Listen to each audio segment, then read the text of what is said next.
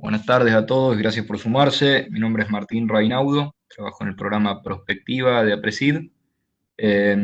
Bienvenidos a esta iniciativa de APRESID en Casa, que es una iniciativa de la institución que consiste en charlas abiertas donde invitamos a referentes para que nos desarrollen temas en particular y pueden chequear las redes de APRESID para ir conociendo el cronograma que tenemos planificado. En esta oportunidad, la charla será Manejo agronómico sitio específico en cultivos de invierno, desde la teoría a la práctica, y va a estar a cargo del doctor Nahuel Peralta. La dinámica de la siguiente reunión serán 45 o 50 minutos de presentación a cargo de Nahuel, y luego dejaremos un espacio para intercambio y preguntas de unos 15 a 20 minutos. La idea es abarcar una hora, un poco más en total. Van a notar que no tienen sus micrófonos habilitados por una cuestión de interferencia con el de Nahuel y podrán pasar sus preguntas a través de la sección de preguntas y respuestas o a través del chat de la aplicación. Pueden irlas haciendo a lo largo de la charla, nosotros vamos a ir anotando y al final, en base al tiempo y a la cantidad, se las iremos transmitiendo a Nahuel para que sean respondidas. La charla será grabada y va a estar disponible en el canal de YouTube de Apresid para que chequen después o en caso de que no hayan podido conectarse, repasarla. Y al final de la charla van a poder completar una encuesta de 2 preguntas con su opinión para poder seguir mejorando. Nahuel Peralta es ingeniero agrónomo y doctor en Ciencias Agrarias de la Facultad de Ciencias Agrarias de la Universidad Nacional de Mar del Plata. Fue investigador en CONICET y docente en la misma facultad. Su área de conocimiento es manejo de cultivo sitio específico y ciencias del suelo. Actualmente trabaja en el equipo de desarrollo de Bayer Crop Science, es líder de modelos agronómicos de maíz para la región de Latinoamérica. Además es miembro de la Comisión de Fertilidad de la Asociación Argentina de Ciencia de Suelos. Es docente invitado en cursos de posgrado de agricultura de precisión y es director, asesor de tesis de grado y posgrado. Así que con esto le damos la bienvenida a Nahuel. Abrí tu micrófono, Nahuel, y comenzá tu presentación. Excelente. Buenas tardes a todos y muchísimas gracias, Martín, por la presentación. Y bueno, antes de comenzar con esta charla, quiero agradecer formalmente a Cintia Ciarresi por haber hecho el contacto y por haberme sugerido para estar aquí hoy presente y compartir la presentación. Y agradecer a vos, Martín, y a todo Presid por, obviamente, este evento y la proactividad, ¿no?, del programa de Apresid en Casa, que me parece que genera mucho valor porque nos permite estar conectados y, obviamente, actualizados desde el punto de vista técnico. El principal objetivo que persigue esta charla es básicamente trabajar con el concepto de modelos agronómicos sitio específico en cultivos de invierno, desde la teoría y la práctica. La idea es abordar un poco cómo hoy podemos empezar a generar información a escala de lote, de manera sencilla, dinámica, para así tener un impacto económico, social y ambiental, ¿no? Y que de esta manera transmitir el valor que tiene trabajar con este tipo de tecnologías. La hoja de ruta de esta presentación, primero la idea es trabajar con el concepto un poquito del GAP para entender dónde estamos. Después vamos a dar un marco conceptual del concepto de manejo sitio específico y sobre todo abordar el flujo de trabajo que tiene un proyecto de agricultura de precisión y hacer énfasis en algunas de las etapas que yo las considero críticas para que el proyecto de agricultura de precisión sea exitoso en cada lote que vamos a estar trabajando. Una segunda etapa es básicamente trabajar con el concepto de caracterización ambiental, que para mí es el pilar cuando uno empieza a trabajar con la agricultura de precisión. La idea es conocer el ambiente, validarlo y ponerle un valor cuantitativo a ese ambiente previo a empezar a aplicar tecnologías de insumo. Y la última parte de la presentación, básicamente, es abordar algunos casos de establecimientos, casos bien prácticos donde apostaron a encarar un proyecto de agricultura de precisión y básicamente es contarles la curva de aprendizaje, que cada uno de estos proyectos tuvo y ver los pros y los contras, ¿no?, que tiene este tipo de herramientas o de tecnologías de proceso. Y por último, entender y poner un valor cuantitativo al impacto que tiene el manejo sitio específico en el concepto de sustentabilidad. Si bien la presentación está abocada principalmente a cómo estas tecnologías de proceso permiten maximizar el rendimiento, la eficiencia en el uso de insumos, también me parece que es clave mostrar el impacto de sustentabilidad. Ya entrando en la presentación, hoy la brecha de rendimiento a nivel nacional para trigo es de un 36%, perdón, de un 32%. ¿Qué nos dice este 32%?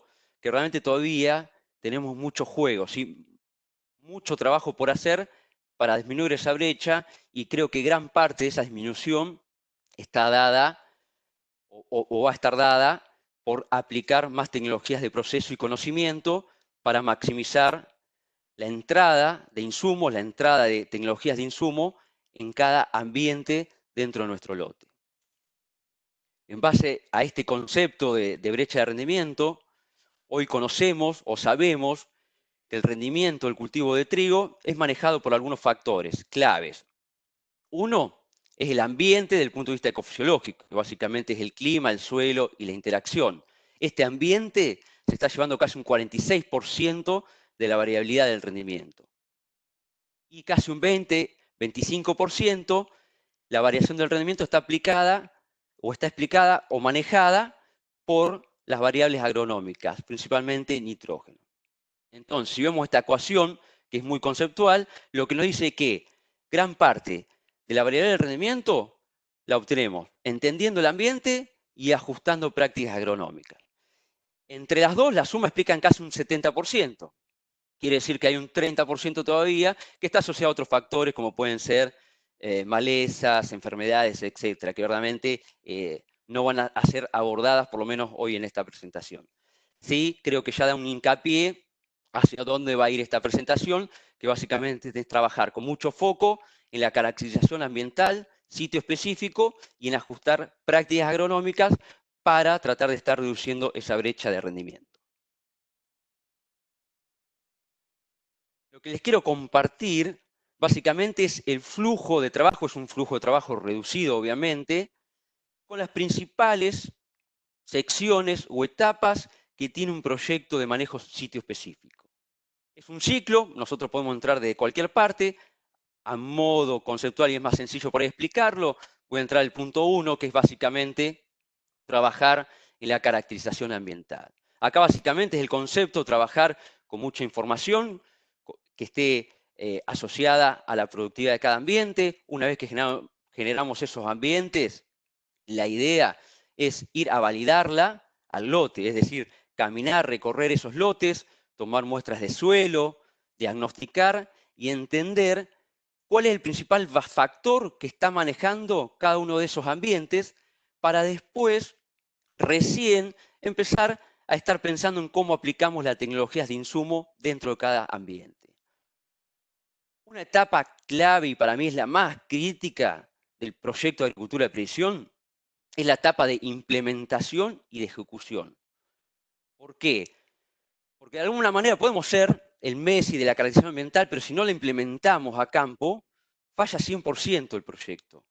Entonces, verdaderamente, a la hora de adoptar, a la hora de invertir en un proyecto de agricultura de precisión, es clave y setearse que vamos a tener que brindar tiempo, capacitación a los principales jugadores que participan en esta etapa, en la implementación, que básicamente son los operarios de las máquinas agrícolas, ya sean sembradoras, fertilizadoras, las máquinas con mapeo de monitoreo de rendimiento para calibrar, es decir, el concepto de trabajar con los best practices de cada una de las etapas para poder lograr con éxito la implementación de un paquete sitio específico. Obviamente, otra de las etapas, hoy hay un montón de herramientas digitales que básicamente nos permiten también ir capturando información en la estación de crecimiento del cultivo, nos permiten ir leyendo de alguna manera o diagnosticando qué es lo que le está faltando al cultivo para poder después aplicarlo, principalmente el foco es nitrógeno.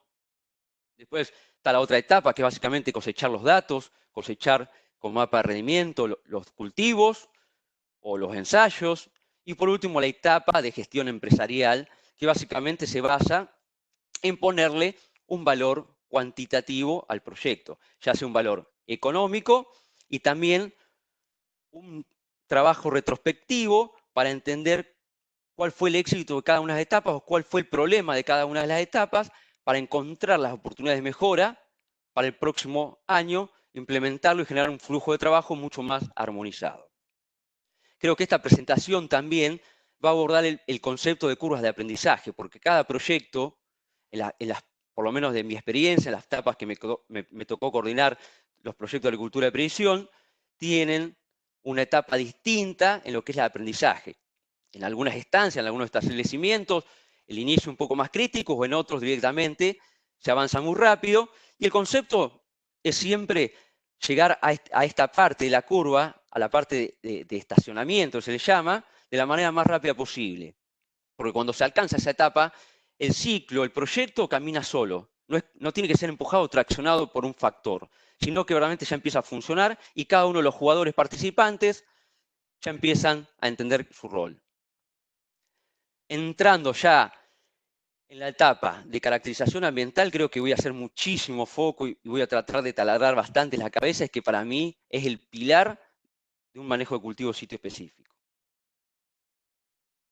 Básicamente, antes de entrar a ver resultados, me parece que vale mencionarlo. En mi caso particular, yo trabajo cuando abordo este tipo de proyectos con un modelo teórico, un modelo conceptual, que fue desarrollado por la Universidad de Illinois, que nos dice una ecuación muy conceptual, que el rendimiento del cultivo en un sitio dado del lote es una función directa de tres factores.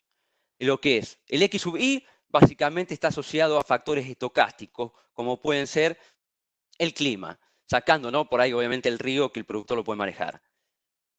El factor Z son variables agronómicas, la toma de decisiones que el productor va haciendo en la estación de crecimiento, y el factor C sub I son variables sitio específico. Estas variables, las características de estas variables que deben ser fácilmente de medir, tienen que estar totalmente asociadas al rendimiento, tienen que ser escalables y a un costo muy bajo. Las principales variables a nivel nacional e internacional que se utilizan para hacer caracterización ambiental, creo que es todo lo que ya todos sabemos, son imágenes satelitales, la electroconductividad del suelo medida por distintos sensores geofísicos, como puede ser la VERIS, como puede ser el M38, entre otros, y obviamente mucho foco en todo lo que es los índices topográficos, ya que realmente nos permite entender cómo se mueve el agua dentro del lote, y si nosotros entendemos el agua, claramente entendemos el rendimiento. Y acá yo hago un paréntesis, y si ven hay un loguito como de peligro, es que por lo menos en mi ecuación, en mi concepto, yo no trabajo con mapas de rendimiento para generar zonas de manejo, sí lo hago para validar esas zonas de manejo. Y básicamente después toda esta cantidad de layers, ¿no?, de capas GIS, entran en un análisis para generar las zonas de manejo. Después, a los que les interesa, les puedo compartir o podemos discutir los distintos modelos que hoy hay para generar zonas de manejo. En definitiva, podemos trabajar con dos tipos de corrientes. Lo que se conoce como zonas de manejo, la famosa ABC, o generar ambientes continuos. Independientemente si es uno u otro, la idea es siempre ir al campo, validar y capturar cuáles son los factores claves que están gobernando esos ambientes y que van a explicar el rendimiento. Y una vez que tenemos todo esto, pasamos a la etapa de pensar en las tecnologías de insumo. Empezar a trabajar, tomar decisiones para ajustarlas agronómicamente dentro de cada ambiente. Con el concepto de prescripción, que la jerga digital es básicamente, son las recomendaciones agronómicas digitales. Ahora bien, ¿por qué trato de no usar los mapas de rendimiento para generar zonas de manejo? Porque muchas veces son muy inestables los mapas de rendimiento y creo que esto es lo que trato de mostrar con este slide. Fíjense, hay un lote que tiene varios años mapa de rendimiento y si lo ven casi ninguno sirve. ¿Por qué? Porque tiene mucha variabilidad temporal. Y es muy frecuente que ocurra lo que ven en esta figura. Que entran a cosechar y por X causa terminan cosechando una parte del lote y la otra no. Hay un montón de factores, como pueden ser obviamente capacidad o capacitación del operario, muchas veces problemas de señal y siguen cosechando, etc. Se llevan básicamente la tarjeta memoria y nunca se recupera. Es decir, que básicamente estamos perdiendo años para ingresar a trabajar en un proyecto. Entonces, mensaje clave, es que se necesitan varios años de mapas de rendimiento acumulados para conocer el verdadero patrón espacial del rendimiento. Entonces, si nos situamos en el concepto de caracterización ambiental, que básicamente genera ambientes bien homogéneos y estables en el tiempo, si trabajamos con esta información, probablemente vamos a estar muchos años. Hoy en día hay un montón de información digital que podemos empezar a hacer muy rápido un proyecto. Lo que voy a mencionar a continuación son todas estas herramientas que nos permiten capturar mucha información de manera muy rápida y sencilla. Lo que voy a mostrar a continuación es parte de lo que fue mi tesis doctoral, que el concepto fue calibrar lo que se conoce como la Rastraveris o calibrar la electroconductividad para las condiciones o los principales tipos de suelos del sudeste bonaerense. ¿Qué nos dice la electroconductividad para los ambientes del sudeste bonaerense? Que los valores más altos de electroconductividad, que básicamente si quieren ver cada uno de los lotes, son lo que está más oscuro, está muy asociado y segrega muy bien el contenido de arcilla y de humedad de esos suelos. Por otro lado, en los ambientes más bajos de electroconductividad, que sería todo lo clarito en los mapas, está asociado a valores bajos de arcilla y de humedad. Nuevamente, cada uno de los lotes, se midieron aproximadamente 30, 40 lotes, tuvimos un convenio con el CREA, lo que hacíamos era ir a cada uno de los lotes, pasar la Rastraveris, teníamos una grilla de pinche, ¿no?, para medir la profundidad de suelo en cada uno de los lotes. Esas grillas iban de 30 por 30 a 70 por 70. Teníamos muestreo de suelo intensivo en todos los lotes para entender qué nos estaba leyendo la electroconductividad. Y además teníamos mapas de rendimiento acumulados de muy buena calidad en todos los lotes. Y obviamente todos los índices topográficos que hay hoy, ¿no?, que son entre 15 a 20. ¿no? Entonces la idea acá era entender cómo podemos hacer zonas de manejo con toda esta información, con todos estos layers, cuál es la principal variable que explica el rendimiento, para entender en qué situaciones podemos trabajar, por ejemplo, con la electroconductividad, podemos trabajar con imágenes satelitales, o podemos trabajar directamente con la grilla de Tosca. Y después, una vez que teníamos esa zona de manejo, cómo manejamos agronómicamente, con foco mucho en nitrógeno en cultivos de fina y nitrógeno de densidad en maíz. Todo esto es lo que voy a estar compartiendo. También nos focalizamos bastante en entender cómo podemos capturar de manera rápida la variabilidad espacial de la profundidad del suelo en los ambientes del sudeste bonaerense. ¿Por qué? Porque muchas veces sale caro, lleva tiempo hacer una grilla. Si una grilla me refiero de 30 por 30, ir a pinchar al campo, etc. Para el sudeste bonaerense es clave entender la profundidad efectiva del suelo. ¿Por qué? Porque es el factor número uno que gobierna la capacidad de acumular agua que tiene esos suelos y de alguna forma liberarla o dársela a los cultivos. En el sudeste bonaerense hay dos principales limitantes, lo que se conoce como Tosca, que básicamente es un carbonato de calcio consolidado, que tiene mucha variabilidad espacial en profundidad dentro del lote, y la otra es directamente contacto lítico, que básicamente está asociado a lotes cerca de la sierra, ¿no?, como puede ser Balcarce, Tandil, donde aparece ya roca, básicamente, que la roca es cuarzo o cuarcita. Independientemente si es una u otra, lo que impacta es directamente en los rendimientos de los cultivos, y por eso es crítico conocer su variabilidad espacial para empezar a aplicar dosis variables. En forma muy resumida, a modo en la izquierda tienen lo que es el mapa de Tosca observado, ¿sí?, que se pinchó, se hizo la interpolación, etc. Y en la derecha tienen el mapa de profundidad de suelo estimado con la Rastraveris. Y acá tiene la leyenda, que nos dice que los colores claros está asociado a suelos someros, ¿sí?, que es lo que ven acá, y colores oscuros está asociado a suelos más profundos, lo que serían los típicos arqueológicos. Claramente ven, y es bastante claro, que hay una asociación en los patrones espaciales, se nota. Nuevamente, cuando se trabaje con este tipo de herramientas, ¿no?, de la electroconductividad, ya sea el M38, la Rastraveris, para el sudeste hay que tener mucho cuidado. ¿Por qué? Porque estos mapas se invierten. En algunos lotes la relación es positiva, en algunos lotes la relación es negativa, y ni hablar cuando le ponemos los mapas de rendimiento. En algunos ambientes pasa a ser totalmente inversas las relaciones. por tiempo, los invito si quieren por ahí a discutirlo. Cambiando totalmente de ambientes. Nos salimos, si quieren, de tipos de suelo, capacidad 2, 3, 4, y nos vamos a ambientes, lo que se conocen como suelos ganaderos, ¿no? Nos vamos a la pampa deprimida para que vean que también con todo este tipo de información podemos trabajar en estos ambientes de productividad. Creo que hicimos pasar también en varios lotes, con suelos, si quieren, lo que son natracoles, natracolf, problemas de sodio, sales. ¿Qué es lo que ven acá? En ambientes, ¿no? En esta zona se pasó la ver y se hicieron los mapas, mostró el suelo intensivo, mostró los suelos georreferenciados, y todas estas zonas de bajos valores de electroconductividad estuvieron asociadas a bajos concentraciones de sales del suelo, es decir, suelos con baja concentración de sales. E inverso, en ambientes, en toda esta zona que ven amarilla, que ven roja, esos ambientes estaban asociados a altas concentraciones de sales, verdaderamente limitante para la producción de cultivos. Entonces, ¿qué es lo que podemos hacer con este tipo de tecnologías? Básicamente, generar mapas de suelo digitales de alta resolución. Es decir, a modo de ejemplo. Hoy lo que tenemos son mapas digitales de forma gratuita, lo que generó el INTA, la verdad un laburo increíble, muy bueno, que para algunas regiones el mapa es 1 en 50.000, para otras regiones el mapa es 1 en 100.000 o 1 en 500.000.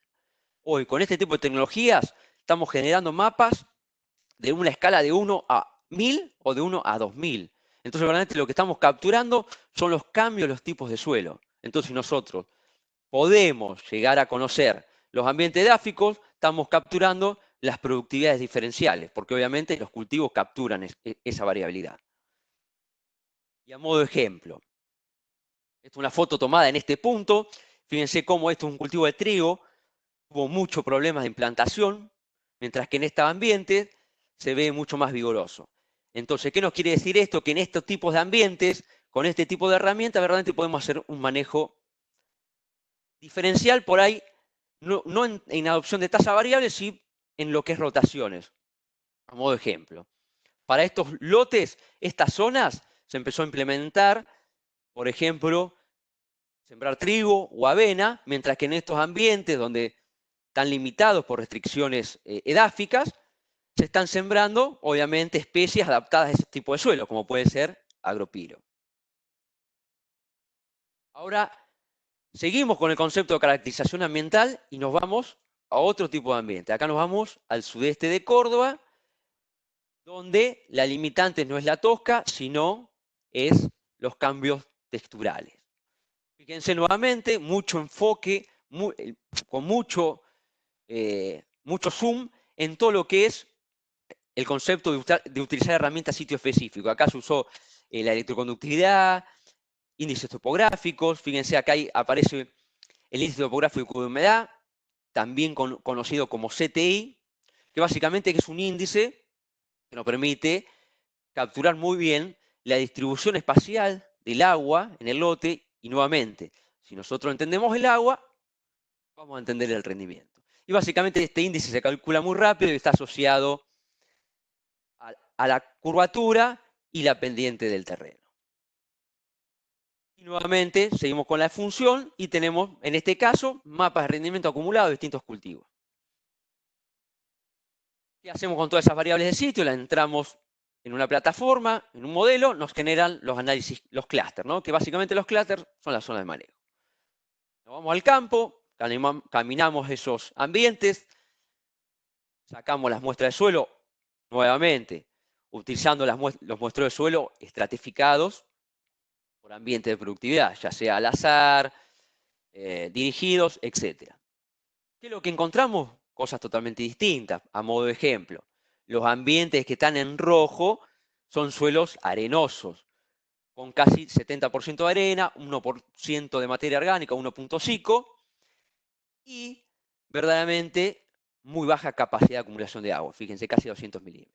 Por otro lado, los ambientes de alta productividad están asociados a ambientes con una curvatura cóncava, capacidad de acumular agua, son suelos franco-limosos, si suman limo más arcilla estamos en un 70%, más materia orgánica, obviamente más fertilidad, y fíjense la capacidad de acumulación de agua es casi el doble. Entonces claramente estamos capturando muy bien distintas condiciones.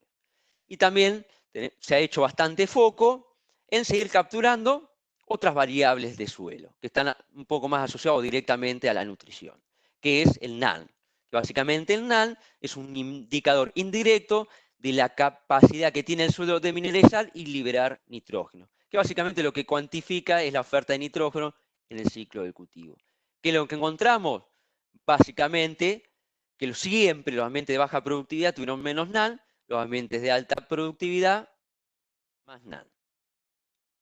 Es necesario entrar, obviamente, toda esta información en los modelos de diagnóstico para generar recomendaciones óptimas o por lo menos que se acerquen a lo óptimo.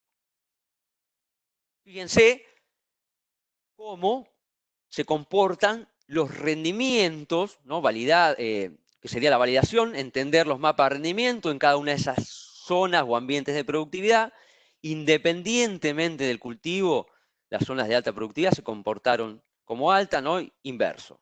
Y obviamente acá podemos jugar un poco con cómo los distintos cultivos leen o capturan esos ambientes. Fíjense, estos son rendimientos de maíz, y el maíz casi tiene una relación lineal y directa con la calidad ambiental. Por otro lado, en este caso la soja, por su plasticidad, no sigue también los ambientes, y obviamente en el caso de la soja es como que actúa de efecto buffer, ¿no? Esconde un poco, enmascara esos ambientes. Pero claramente hay una tendencia muy marcada a que estos ambientes generados tienen mucha estabilidad temporal, es decir, independientemente del año, siempre se comportan de la misma manera. ¿Qué es lo que vimos hasta ahora? Vimos un poco de la electroconductividad, vimos un poco el concepto de la topografía del terreno, qué rol clave juega. Ahora vamos a entender un poco cómo hoy los índices de vegetación obtenidos por imágenes satelitales se están utilizando, y creo que hoy en día es las herramientas más escalables y más utilizadas en el sistema productivo para generar zonas de manejo. Y bueno, para hacerlo rápido, sencillo, claramente en algunos ambientes, como en este caso es un ejemplo, funciona muy bien delimitar zonas de manejo con imágenes satelitales históricas, va muy bien, mergea muy bien, ¿no? con el comportamiento espacial del rendimiento de los cultivos, indiferente qué tipo de cultivo. Y para esa zona yo había generado algunos modelitos predictivos muy sencillos entre rendimiento e imagen satelital para generar zonas de manejo. Y nuevamente, fíjense, validado con mapas de rendimiento, esas zonas se comportan de distinta manera. Es decir, hay un gap de rendimiento muy estable en el tiempo, y por ende, cuando nosotros tenemos estos ambientes, verdaderamente se justifica empezar a trabajar con agronomía diferencial. Pero bueno, lo que quiero traer es y entender que no siempre las imágenes satelitales son muy estables en el tiempo, es decir, tienen mucha variabilidad temporal esas imágenes.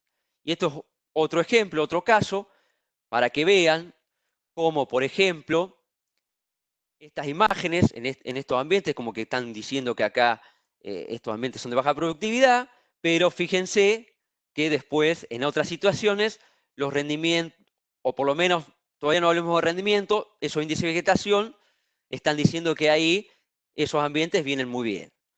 Entonces, claramente, en algunos ambientes, las imágenes satelitales o los índices de vegetación estimados con las imágenes satelitales tienen mucha variedad temporal, es decir, son muy inestables en el tiempo.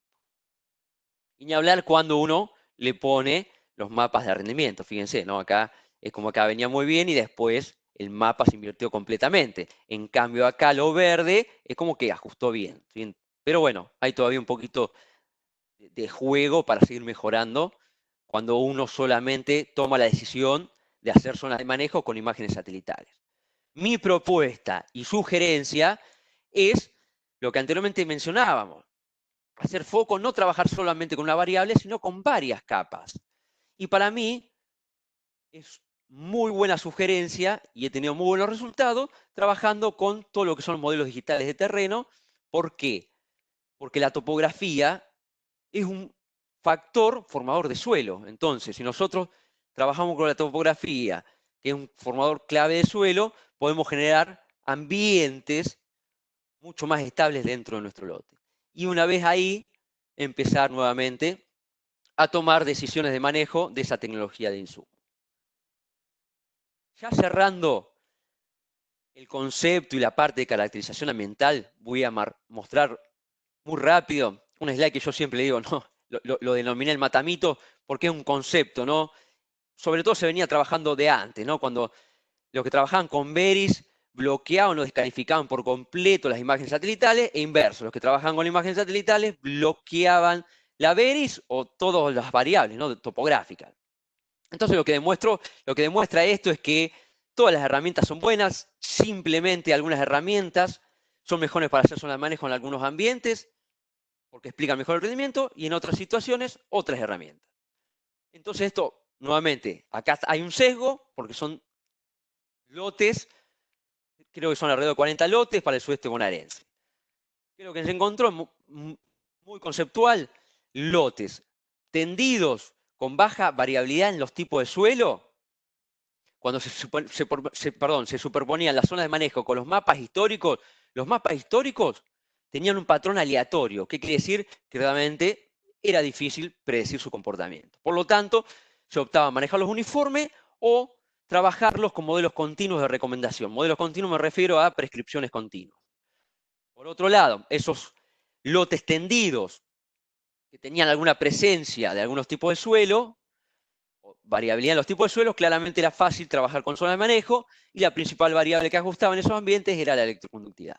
Por otro lado, otros tipos de ambientes más serranos, con más variabilidad topográfica, donde juega un rol clave la pendiente, las áreas de acumulación, pero con un tipo de suelo, en base al set que se calibraron estos datos, ¿no? Que es de una tesis, no se recomendaba hacer zona de manejo. Igual creo que acá hay un challenge, hay una oportunidad de mejora. ¿Por qué? Porque no se recomendaba hacer tasa variable, pero sí creo que cuando vos tenés mucha variabilidad topográfica, aunque tengas un tipo de suelo, podés manejarlo diferencial en cuanto a las rotaciones de cultivo. Y en aquellos lotes que tenían distintos tipos de suelo, bastante variabilidad topográfica, era bastante sencillo hacer zonas de manejo estables y que los cultivos respondan a esos ambientes. Y ahí la principal variable que explicaba era la profundidad del suelo, los índices topográficos de humedad y en último lugar la electroconductividad. Entonces, espero que haya quedado claro, ¿no? Para mí el pilar de un proyecto de agricultura de predicción es la caracterización ambiental. Hay que entender cada uno de los ambientes, hay que diagnosticar con muestreo de suelo cada ambiente, hay que entender ese factor para después recién estar pensando en ajustar agronomía, ¿sí? Ajustar insumos. Y el foco va a estar dado bastante en lo que es la nutrición en nitrógeno. No voy a entrar en detalle por tiempo. Básicamente hoy hay muchísima información en cuanto a lo que son los modelos de diagnóstico de nitrógeno en cultivos de fina, están totalmente calibrados y validados. Todo esto es un trabajo impecable que ha hecho el INTA, las universidades, grupos CREA, PRESID, empresas privadas. Básicamente los productores que no hacen recetas utilizan estos modelos de diagnóstico. Estos modelos empíricos, los más utilizados, son los de umbrales críticos de nitrógeno. Básicamente ajustan un rendimiento estimado, un rendimiento presupuestado, y en base a eso aplican una dosis de nitrógeno considerando lo que tienen en el suelo como nitratos más el fertilizante. Después, en los últimos años, una propuesta superadora, que lo que básicamente es poner como una covariable al NAN, donde esos modelos de diagnóstico tienen mejor ajuste, reducen el error, y por lo tanto son modelos de diagnóstico mucho más certeros, juegan con mucha menos incertidumbre. Y después, obviamente, tanto los modelos de diagnóstico que han sido calibrados para tomar decisiones en media estación de crecimiento, que básicamente lo que hacen es leer el cultivo, censar el cultivo en base a las necesidades, recomiendan una dosis de nitrógeno. Acá hay distintos caminos o distintas escuelas, ¿no? de distintas recomendaciones, pero básicamente todas trabajan con un índice de suficiencia, que el concepto es generar una franja de referencia, una franja de suficiencia, atravesando los distintos ambientes.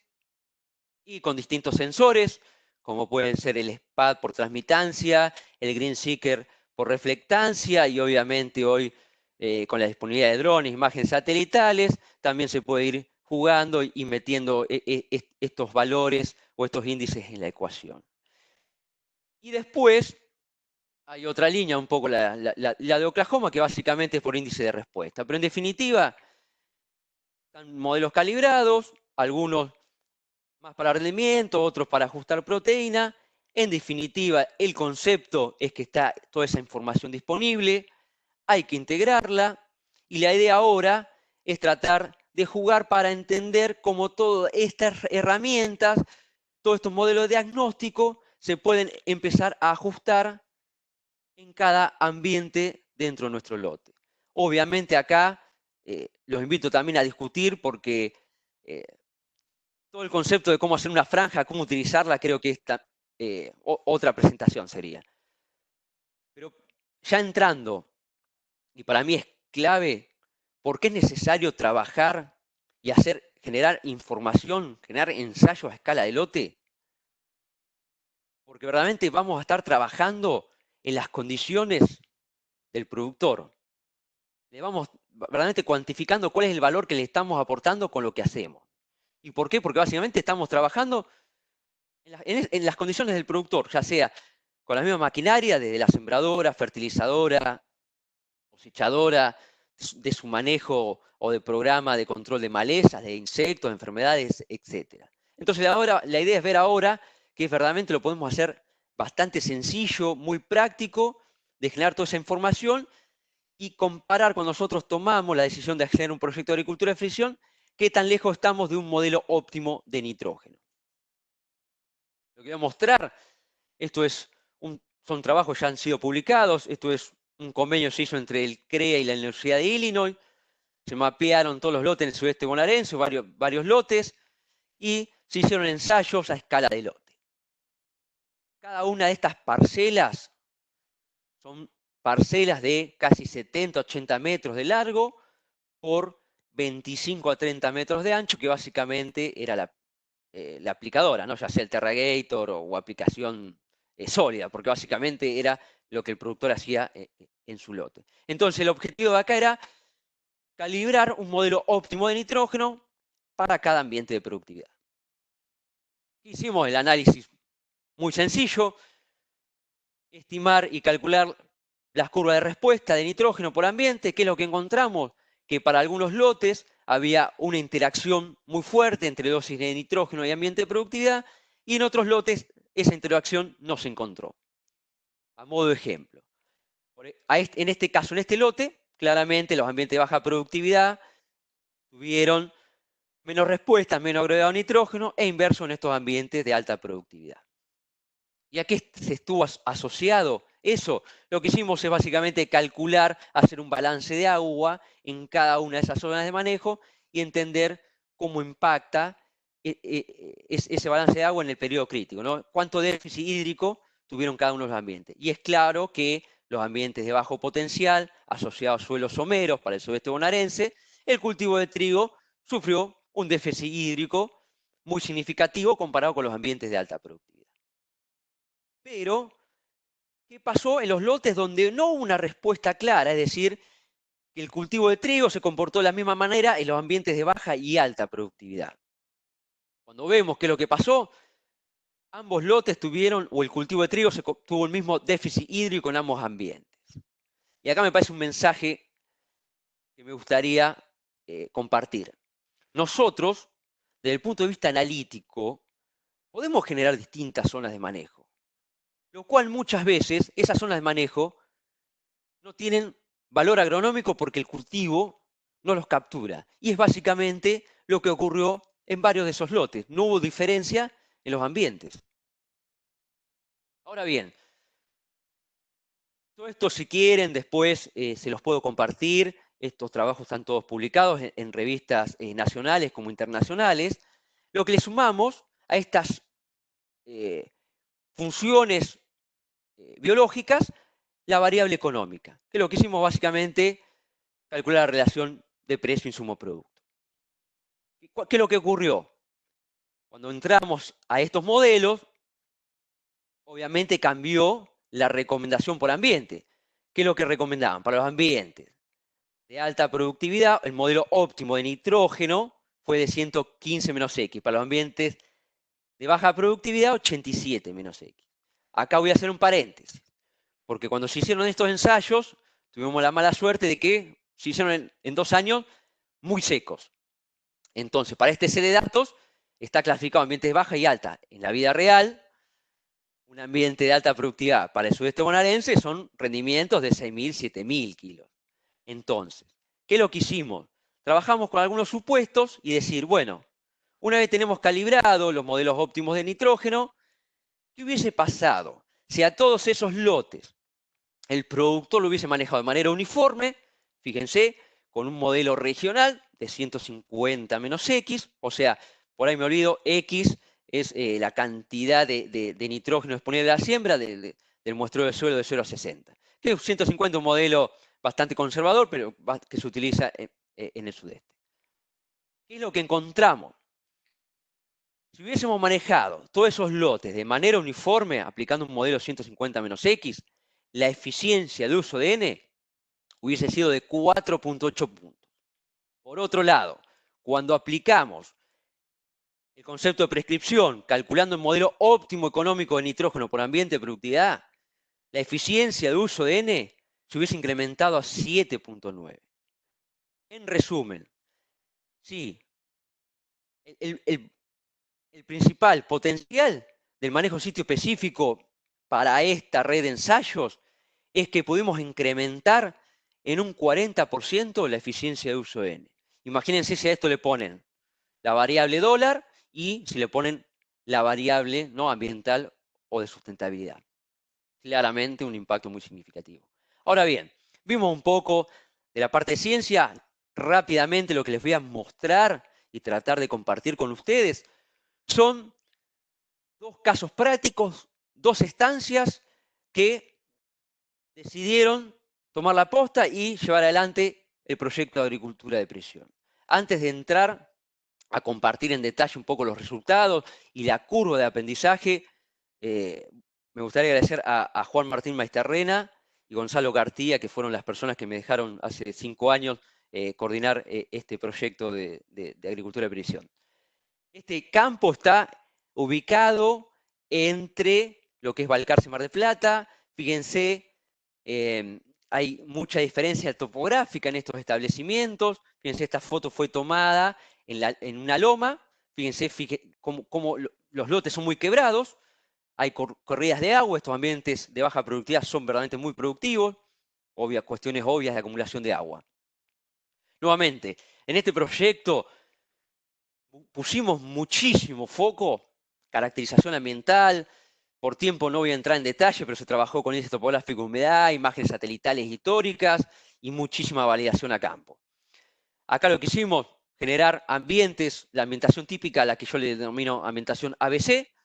Caracterizamos muy rápido el ambiente A, básicamente son áreas bajas del terreno, superficies cóncavas, sin limitación de profundidad. Para que tengan una idea, estos suelos son regidores típicos con un horizonte A de casi 50 centímetros. ¿Por qué? Porque recibieron la decapitación de los horizontes de arriba y se fueron depositando.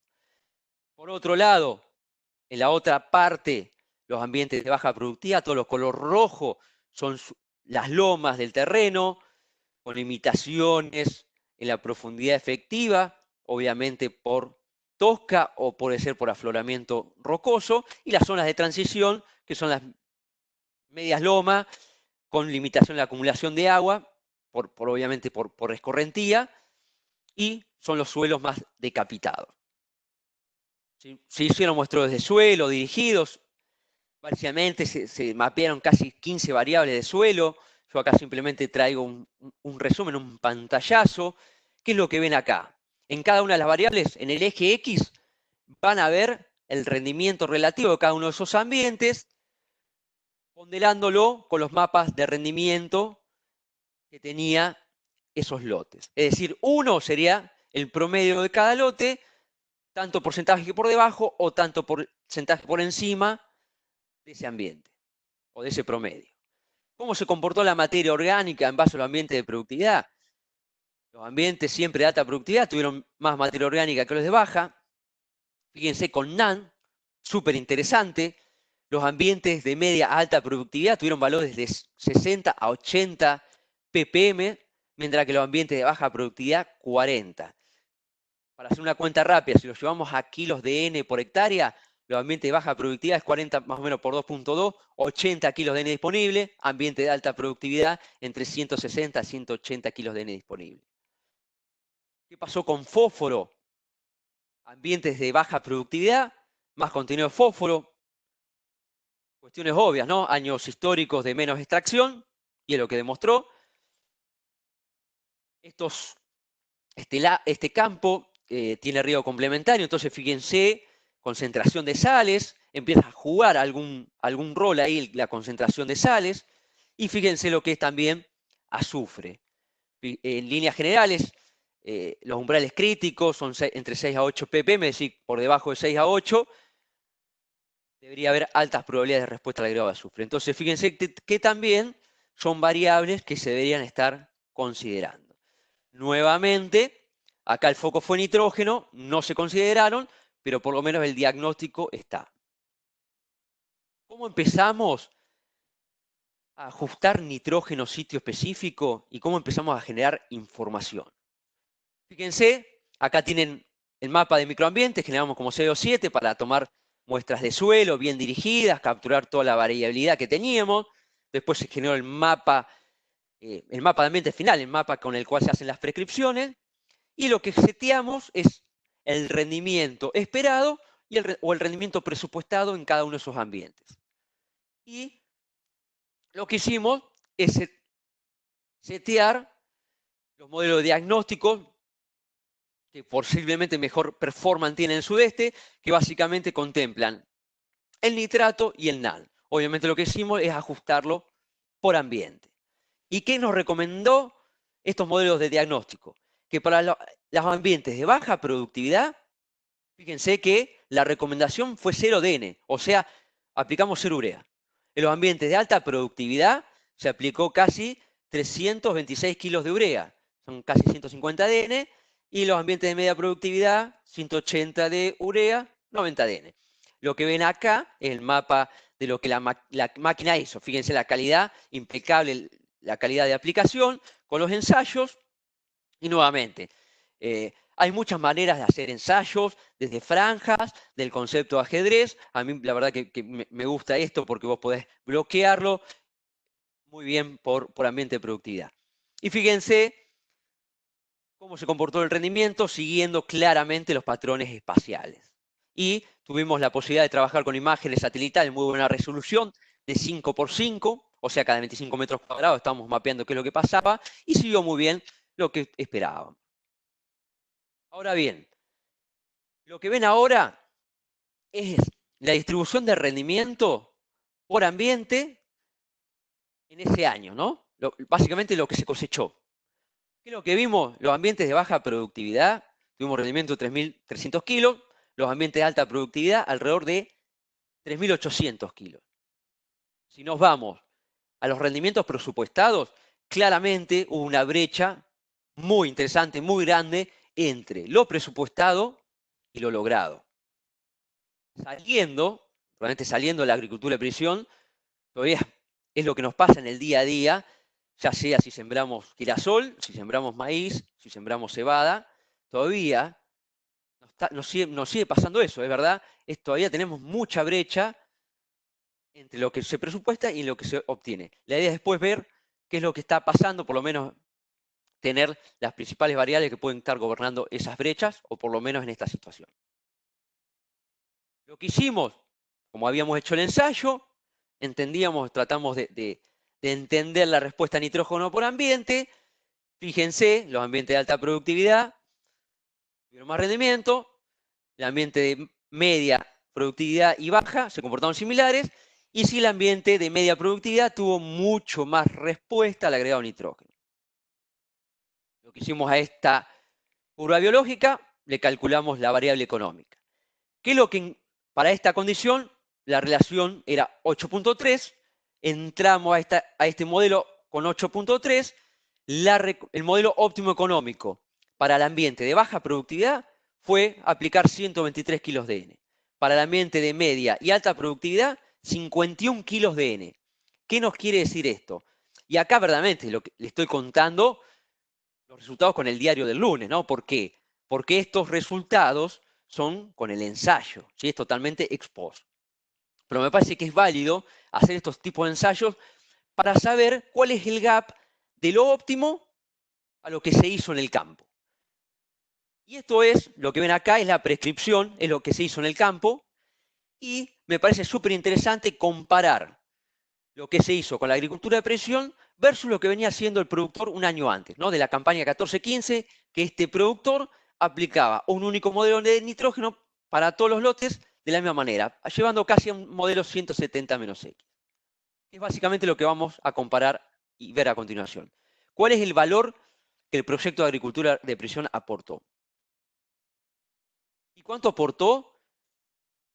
Haber hecho una buena caracterización, un diagnóstico, jugar y aplicar los modelos diagnósticos que mejor ajustan para la región, por ambiente, aportamos casi $20 por hectárea. Nuevamente, no lo tomen como referencia a este valor porque fue un caso, un año, y si lo hacemos este ensayo en este año, va a dar totalmente distinto. Y está bien que dé distinto, pero simplemente es ponerle un valor.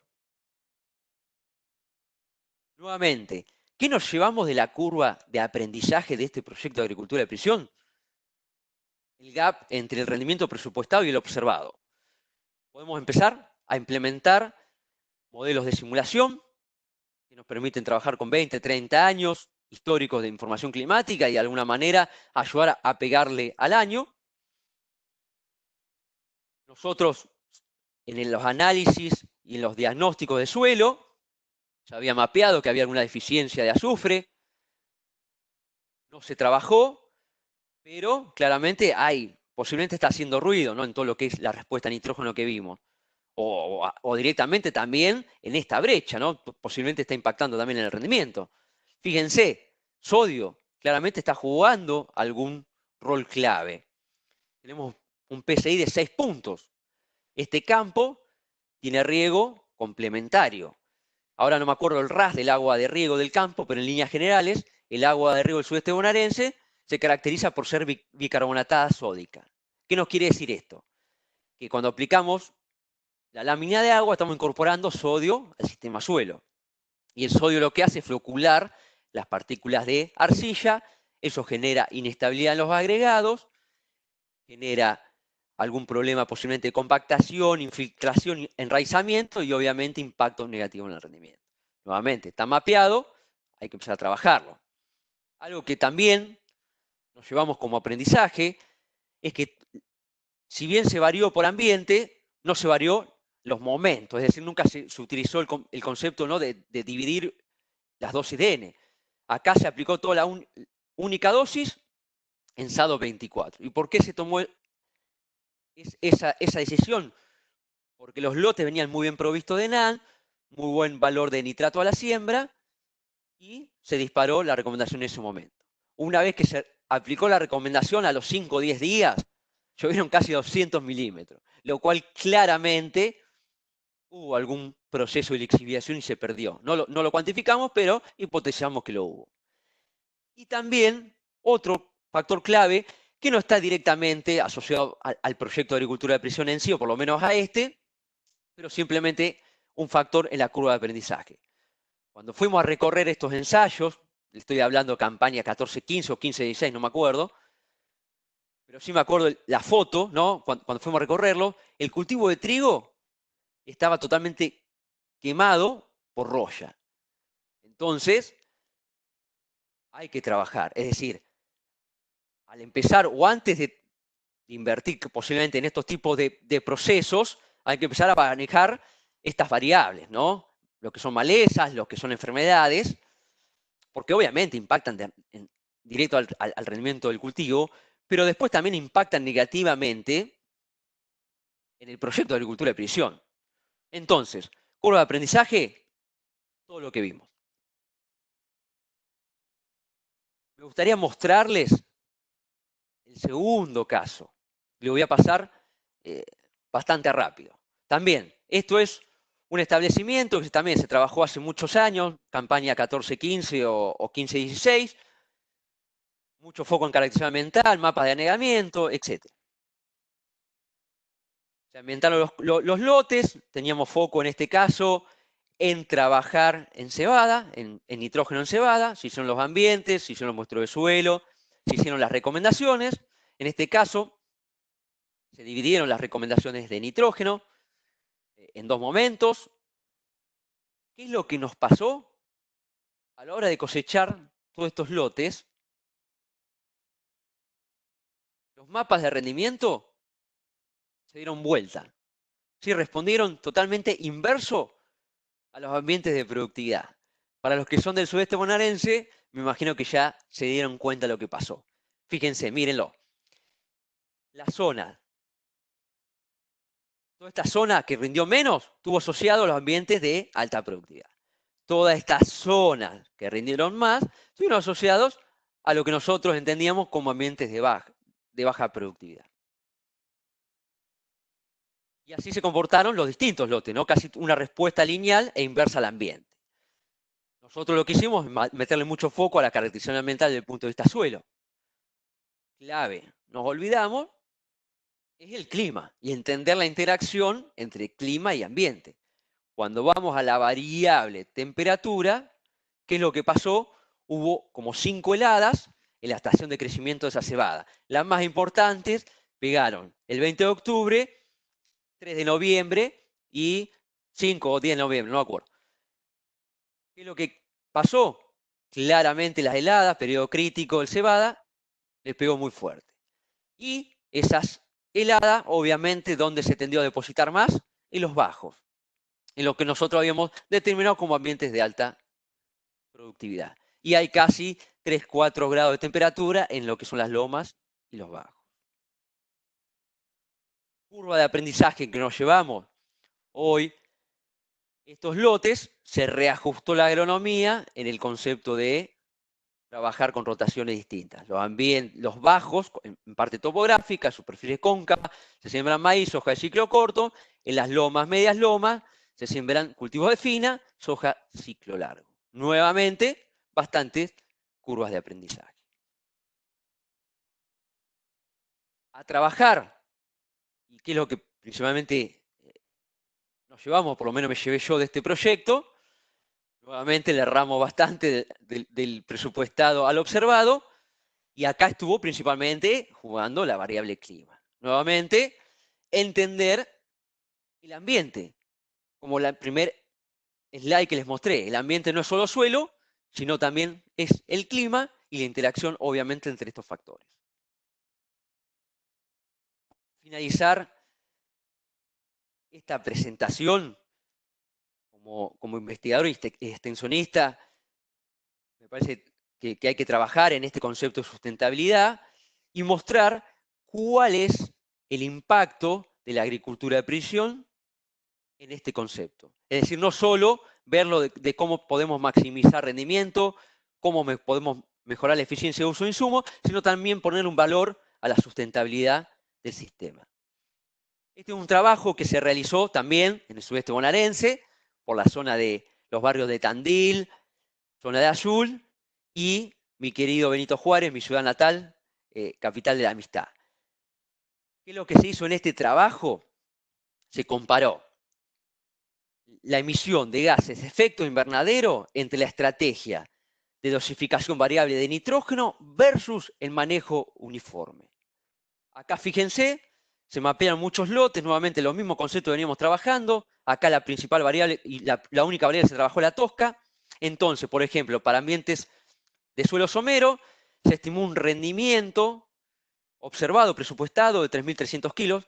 Esos rendimientos salen de trabajar con modelos de simulación y se trabajó con, por ejemplo, un modelo 100 menos X. Para ambientes de alta productividad, en este caso asociados a suelos profundos, un rendimiento presupuestado de 6.000 kilos con un modelo de 180 menos X. Mientras, por el otro lado, compararlo con un manejo uniforme que Este rendimiento sale del promedio de los modelos de simulación y un modelo de 150 menos X. ¿Qué resultados se encontraron? Y para mí, súper interesante, que los ambientes de baja productividad, la aplicación de dosis variable de nitrógeno redujo la emisión de gases de efecto invernadero en un 36%, obviamente asociado al óxido nitroso. Y por otro lado, en ambientes de media productividad no hubo tanta diferencia y en los ambientes de alta productividad se dio vuelta. La agricultura de precisión incrementó la emisión de los gases en un 12%. Cuando se estima la superficie de todos los lotes, ¿sí? Se pondera la superficie de todos los lotes por el nitrógeno, por cada uno de los ambientes, en líneas generales, la aplicación de dosis variables, es decir, el concepto de manejo sitio específico, redujo en un 16% la emisión de gases de efecto invernadero.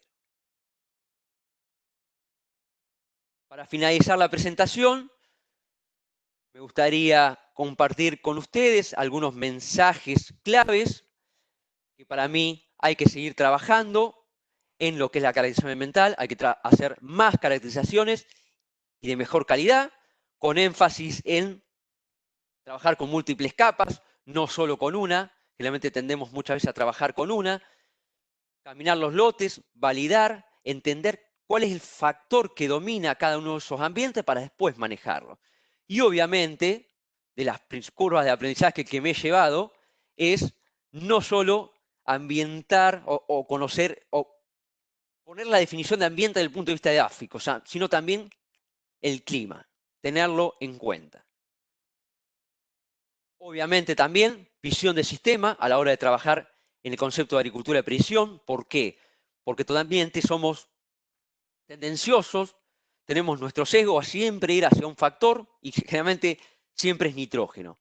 Y claramente me parece que por ahí no va y es lo que traté de mostrar en estos ejemplos. Hay que empezar a manejar también totalmente otros factores. Generación de información. Traté de mostrarles que hoy es clave generar información. Hoy podemos generar información a escala de lote de manera muy sencilla, trabajando con el concepto de prescripciones. Y eso realmente nos sirve para hacer análisis retrospectivos y entender qué tan alejado de un modelo óptimo estuvimos cuando llevamos nuestras aplicaciones a cada lote y a cada ambiente dentro del lote. Todavía tenemos mucho trabajo por delante en trabajar en modelos predictivos. ¿Para qué? Para disminuir la brecha de rendimiento entre el rendimiento presupuestado y el observado, ¿sí? El que verdaderamente cosechamos. Y por último, para mí es clave capacitación, foco en cada uno de los jugadores que participan en estos proyectos, que estén todos en la misma frecuencia, ¿sí? En la misma línea. Y dar el tiempo al productor, el soporte, el seguimiento y sobre todo a los operarios, que son los que realizan la implementación de todo el proyecto, ¿sí? A esas personas que van a aplicar nitrógeno, a hacer a la siembra de densidad variable de maíz, fuese cual fuese el insumo que estamos trabajando. Y obviamente tratar de generar grupos multidisciplinarios, donde verdaderamente ahí creo que está también la diferencia, ¿no? de todo esto. Y un poco más allá, me atrevo, ¿no? a algunos mensajes un poquito más filosóficos, más generales. Me parece que el concepto va por allá. Claramente, todos lo sabemos, tenemos que ser mucho más eficientes a la hora de meter las tecnologías de insumo en cada lote, en cada ambiente de nuestro lote. Y básicamente a esto lo podemos hacer con tecnologías de conocimiento, con tecnologías de proceso. Básicamente con foco en la definición de gestión de conocimiento, que básicamente es crear conocimiento, crear nuevas ideas, diseminar esas ideas, compartirlas, validarlas y obviamente materializarlas, ¿no? En productos, en servicios, en recomendaciones, o sea lo que fuese, para mejorar nuestro sistema productivo. nuevamente. Muchas gracias. Espero haber estado a la expectativa, o haber colmado las expectativas de la audiencia. Espero haber estado a la altura de la audiencia, de la gente de APRESID. Nuevamente agradecer por este espacio. Le dejo acá los contactos y la idea ahora, ahí vamos a tener un tiempo, más que de preguntas, debatir, discutir para generar esta presentación. Así que le paso la posta a Martín. Bueno, Nahuel, muchas gracias. Muy interesante la charla. Gracias a vos y a toda la gente que estuvo conectada, que hubo de paso 100 personas conectadas escuchándote. Tengo 7 preguntas que fui anotando, 6 en realidad, porque hubo 2 cuestiones que fueron muy similares y arranco por ahí, que es ¿cuántos índices de NDVI son necesarios para hacer una buena caracterización ambiental? ¿Qué recomendarías en ese caso? Está buenísima la pregunta y muchas gracias. La voy a tratar de dividir a mis comentarios. Por un lado, hay todo un cuestionamiento, ¿no? De qué índices trabajar. Más allá de qué índices trabajar, la idea es trabajar con imágenes, historias o índices históricos que verdaderamente nos permitan capturar lo que fue pasando en los cultivos en esos años para lograr el objetivo de la caracterización ambiental, que son generar ambientes bien homogéneos entre sí, perdón, bien homogéneos, pero bien heterogéneos unos de otros. ¿Y qué índices? Verdaderamente hay mucha paleta de índices para trabajar. El más conocido es el NDVI, funciona bien para lo que es zonas de manejo, y también yo utilizo muchísimo los índices de vegetación, sobre todo no para generar zona de manejo, sino para trabajar con todo lo que es nitrógeno, los índices de vegetación que están asociados a la banda verde, ¿sí? A los que se conocen como índices de vegetación con la banda verde, porque lo que permiten capturar un poco mejor la clorofila y por ende estás capturando mejor el nitrógeno. Bien, pasamos a la siguiente, que bueno, también tiene que ver con NDVI, y es ¿qué resolución espacial sería la óptima para la delimitación de ambientes por NDVI? ¿Alcanza con la precisión que puede dar Sentinel-2 o es necesario utilizar imágenes con drones? Perdón, Martín, justito me estaba tomando mate. Para las zonas de manejo me dijiste, ¿no? Claro, resolución espacial para delimitación de ambientes por NDVI. Y la consulta, digamos, es si alcanza con la precisión que puede dar Sentinel-2 o es necesario utilizar imágenes con drones. Está bueno. Gracias por la pregunta. Para el concepto de generar zonas de manejo, hoy con toda la paleta de satélites podemos hacerlo y muy bien. Para que tengan una idea, la mayoría de esos trabajos que vieron de esos ambientes fueron generados con imágenes Sentinel, perdón, imágenes Landsat, del Landsat 8, que son una resolución espacial de 28 por 28.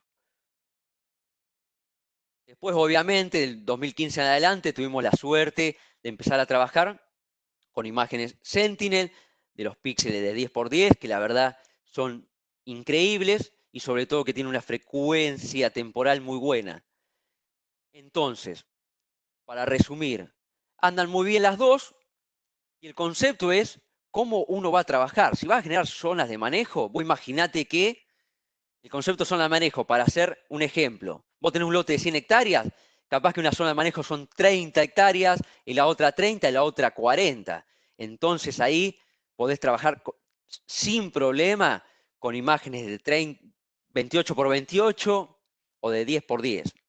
Ahora, si vas a hacer un salto y vas a trabajar con modelos continuos de ambiente, y por ahí capaz estás un poquito más obligado a trabajar con imágenes Sentinel.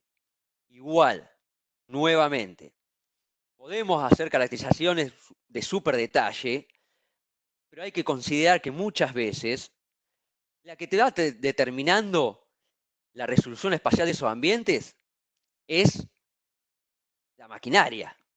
¿sí? Es decir, ¿para qué vamos a hacer ambientes de súper detallados si después vamos a trabajar con una fertilizadora de 30 a 35 metros de ancho, que después es imposible que te varíe, ¿no? Por ejemplo, la dosis de N en 10, 15 metros, mínimo tenés que trabajar con 50 metros para darle un tiempo de que cambie, ¿no? la recomendación de N. Entonces, para resumir, para hacer ambientes, podés trabajar sin problema con todas las imágenes que hoy hay disponibles en el mercado. Bien, pasamos a la siguiente, que es, ¿qué pensás en agrupar o filtrar los análisis de capas por años niño, niña o neutro? Está buenísimo. Lo hemos hecho, por ahí por tiempo no lo hemos mostrado, pero es clave hacer ese juego. Y sobre todo, cuando uno trabaja y ambienta lotes con imágenes satelitales. Uno para cada región sabe y tiene una idea cuáles fueron los años niñas y cuáles, por ejemplo, fueron los años húmedos o muy húmedos que generaron encharcamiento. Entonces ahí vos podés trabajar con esos años y ver cómo ajustan esas imágenes para años secos y años húmedos. ¿Y por qué? Porque muchas veces en los años secos, cuando uno recorre los lotes, indistintamente, el cultivo, obviamente, algunos cultivos como puede ser el trigo o el maíz, en años secos, básicamente para el sudeste o hasta el girasol mismo, son un mapa de Tosca, ¿no? Lo que te permite después con las imágenes satelitales es capturar esa variabilidad. Entonces es clave, si vos querés hacer una buena comparación, una buena zonificación, tener ese juego. ¿Por qué? Y sobre todo para el sudeste, muchas veces los ambientes de alta productividad para gruesa no son los ambientes de alta productividad para fina. Entonces es clave hacer esa segregación, ¿sí? Por año. Excelente. La siguiente pregunta es, ¿qué pensás de ajustar la densidad de plantas por ambiente en trigo con el objetivo de ajustar el coeficiente de logro específico de cada ambiente? Está buenísimo el concepto y la idea. Yo verdaderamente ahí no tengo experiencia, nunca lo hice. Sí sé gente del CREA del sudoeste, de Buenos Aires, que está trabajando en esa línea, están teniendo muy buena info y están encontrando verdaderamente diferencias en ajustar un poco más la densidad de siembra en ambientes más restrictivos e inverso, ¿no? Eso es lo que les puedo decir. Si quieren, les puedo pasar el contacto del grupo que están desarrollando esa línea de investigación, porque para mí está muy bueno, pero bueno, nuevamente yo no tengo experiencia, simplemente les puedo compartir ese comentario. Bien, la siguiente, Nahuel, es por ahí también más para abrir un tema o para una discusión posterior, que es si tenés experiencias en ambientación en ambientes con napa. Por ahí, como decía recién, para tratar en otro momento, después yo te puedo vincular de dónde vino la pregunta para seguirlo. Dale.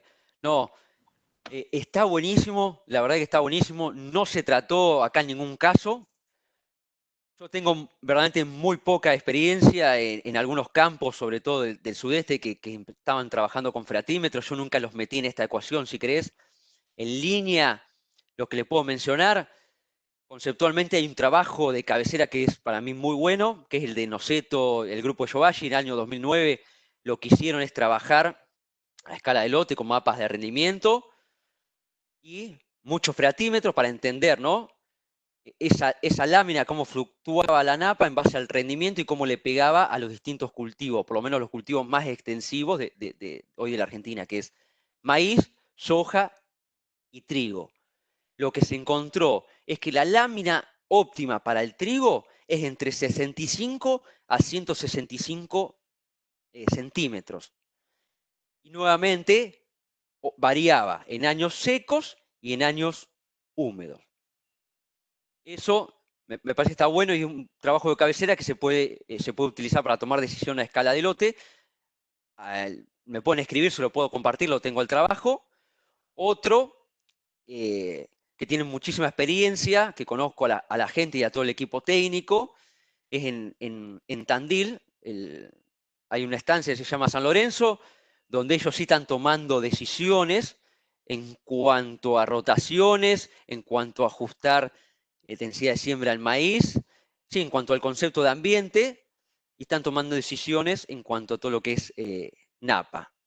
Y después entiendo que la gente de la chacra de Justiniano Pose, de Apresid, están teniendo muy buena info en cuanto al trabajo de Napa y cómo deben manejarse para mejorar o maximizar rendimientos, ya sean en años húmedos o en años secos. Gracias, Nahuel. Tengo tres preguntas más. La primera, viene acompañada por un comentario. Las zonas de manejo generadas con estas herramientas son zonas de manejo estáticas. Según cómo venga el año, estas zonas pueden agrandarse o achicarse si el año es niño o niña. ¿Considerás esto a la hora de prescribir la fertilización en el lote? ¿Qué variable dinámica incorporás? Sí, está buenísimo. Generalmente no se tiende a reajustar el ambiente. Poder se puede, verdaderamente se lleva mucho tiempo y hay que encontrar, ¿no? Verdaderamente ponerle ese plus de ajuste, de validación y qué impacto trae. Lo único que cuando uno hace los ambientes, sí los valida en las recorridas a campo, nuevamente, muestreos de suelo, para entender cuál es el factor limitante en cada uno de esos ambientes, si en el sudeste es tosca, si en la pampa deprimida es sodio, si en el sudoeste bonaerense o en el sudeste de Córdoba es textura. Después sí se vuelve al escritorio y se reajustan los límites para tener una mejor precisión y, digamos, tener bien mapeado esos límites. Pero realmente nunca lo he hecho después, si viene año niño, año seco, volverlos a reajustar tomando esa decisión, ¿no? Dinámica. Nada, poder se puede hacer, me parece, lleva mucho tiempo, hay que encontrarle realmente cuál es el valor. Pero no, obviamente no lo descartaría y posiblemente hay gente que lo está haciendo con muy buenos resultados. Bueno, pasamos a la próxima entonces, que es, ¿tenés ambientaciones o casos de ambientaciones donde cambien para cultivos de invierno y de verano? Está bueno. Hay casos, por tiempo no los mostré, pero sí hay gente que está trabajando en algunos establecimientos cerca de Juárez, Tandil, que hacen algunos ajustes, si es para fina o si es para gruesa. Y sobre todo con esa parte, ¿no? Con Napa y con mapas de anegamiento. Porque nuevamente, para algunos cultivos, algunas situaciones, esa Napa es muy favorable, para otros cultivos y otras situaciones no es tan favorable. Entonces, sí lo que cambian es las rotaciones de cultivo, de estrategia de manejo en base a la caracterización ambiental.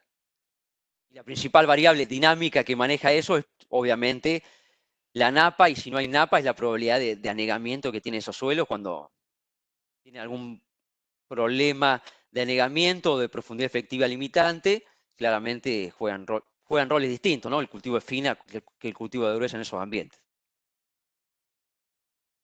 Bueno, ahora vamos con las dos últimas, pues llegó una más. La primera es, si crees que variables como la termografía podrían ayudar a determinar zonas de manejo y qué tipo de variabilidad podrían tener en el tiempo. Wow. Me mató ya con el término termografía. Me imagino que es básicamente trabajar con imágenes térmicas para capturar la variedad espacial de los lotes asociado a lo que nos dice el cultivo. Hoy, yo por lo menos no tengo experiencia, conozco muy poca gente que lo ha hecho y que tampoco les ha costado ponerle un valor agronómico a eso. Sí, a ver, yo lo estoy viendo muy práctico. Yo he trabajado, sí, a escala de microparcela, con imágenes térmicas de drones, para entender qué me estaba sumando para caracterizar distintos traits, ¿no? Desde nitrógeno, desde biomasa, etcétera, y tampoco le encontré algún valor que me esté sumando mucho. ¿Por qué? Porque sobre todo las cámaras térmicas son más costosas, están bastante más limitadas, y uno trata de ser mucho más tendiente ¿no? a la práctica. Entonces, nuevamente, yo a escala de lote no tengo experiencia con este tipo de herramientas.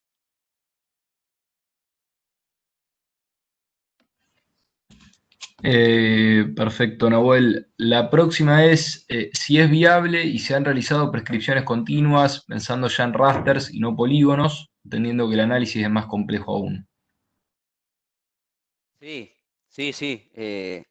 Verdaderamente se han hecho. Bueno, yo, como mencionaste, hoy trabajo en el equipo de desarrollo de Bayer, y una de las estrategias que se estaba trabajando es generar mapas continuos, ¿no? de de dosis, de densidad variable en maíz, ¿no? Tomando píxeles de 10 por 10 o de 20 por 20, juntándolos, y a medida que iba avanzando, cambiando la densidad.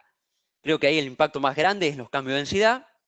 Se pueden hacer tranquilamente en nitrógeno a nivel de píxel, pero un píxel mínimo de posiblemente 30 por 50, ¿no? O 50 por 50. No puede ser tan chiquito porque nuevamente es imposible que la máquina aplique variable en tan corto trecho. Hay que dejarle un espacio para que cambie las dosis y pase al otro ambiente. Eso verdaderamente, para mí, ya juega, ¿no? Otro nivel, porque verdaderamente cuando uno hace zonas de manejo, uno de alguna manera la está limitando a la variable espacial, digo, ¿no? Porque uno pone ese límite, y el suelo no es que cortaste y pasó a otro ambiente. No, los cambios son mucho más paulatinos. Entonces, si vos podés generar modelos continuos, posiblemente va a ser mucho más eficiente. Capaz que lleva un poco más, no lo voy a discutir, hacer esos ambientes, siempre y cuando te estoy hablando de trabajar artesanalmente, ¿no? Con plataformas como el QGIS, ArcGIS. Verdaderamente, si vas a trabajar en muchos lotes de esa manera, es inviable, porque te la vas a pasar analizando la información. Ahora, si estás jugando o tenés la posibilidad de trabajar con plataformas o rutinas analíticas que te permitan generar esos ambientes continuos, y verdaderamente el impacto es bastante más, ¿no? Es bastante superior que hacer zonas de manejo. Bueno, Nahuel, ahora sí vamos con la última. Antes también aclaro un par de comentarios o pedidos que fueron dejando. El primero, bueno, una consulta si podrías pasar la presentación, que eso, digamos, lo que estén escuchando, por ahí lo que recomiendo es directamente enviarle un correo a Nahuel pidiéndosela y si es posible, Nahuel se las pasa. Pedían el contacto de Apresid de Pose, yo ahora lo escribo por el chat. Y voy, bueno, con la última pregunta que es si se podría utilizar el CTI para detectar zonas con diferente profundidad de napa, pensando escala zonal. Y Ah, un bueno, comentario más, que es si podés dejar el título del trabajo de Noceto del 2009, ahí así la gente lo puede descargar. dale, dale. Buenísimo. Asociado a la pregunta, tranquilamente se puede trabajar con el CTI para entender cómo varía la profundidad de la napa, porque básicamente, ¿no? Hoy los principales trabajos que hay los asocian directo, ¿no? A la topografía, la profundidad efectiva de la napa, obviamente con bastantes feratímetros a escala de lote, y con el CTI no he visto ningún trabajo, pero se podría hacer tranquilamente, y hasta a su vez ajustaría mejor, porque el CTI lo que hace es estar asociado directamente a la acumulación o a la probabilidad de acumulación que tiene cada uno de los ambientes dentro del lote. Y me refiero a ambiente a nivel de píxel, a nivel de 30 por 30, ¿no? Cada píxel va a tener su capacidad de probabilidad de acumular agua. Entonces eso te va a permitir tener una idea, y obviamente siempre validando, haciendo freatímetro como corresponde y estudiándolo, esas variables, seguro. A nivel, a nivel regional, ¿no? Seguro, y hasta a nivel escala de lote o más escala de lote, más escala de establecimiento, también, no lo descartaría, siempre y cuando tengas, ¿no?, una variabilidad topográfica interesante, ¿no?, para hacerlo. Bueno, Nahuel, cerramos entonces con las preguntas. Nuevamente agradecerte. Yo en nombre de todos, porque bueno, lamentablemente los asistentes tienen micrófono cerrado, pero ya varios te fueron agradeciendo en el chat. Así que por mi parte, bueno, solamente un agradecimiento final. Recordarles a los participantes que revisen las redes de APRESID para ver, digamos, las próximas charlas que se vienen. Y bueno, de paso un recordatorio que nos vamos acercando al Congreso APRESID que se realizará en formato virtual entre el 18 y el 28 de agosto. Así que nos despedimos acá, Nahuel. Muchas gracias. No, por favor, a vos, Martín, y a toda Presid nuevamente por brindarme este espacio. Para mí es un placer, ¿no?, participar en este tipo de eventos. Así que muchas gracias a ustedes y a la audiencia. Bueno, gracias a todos. Hasta luego.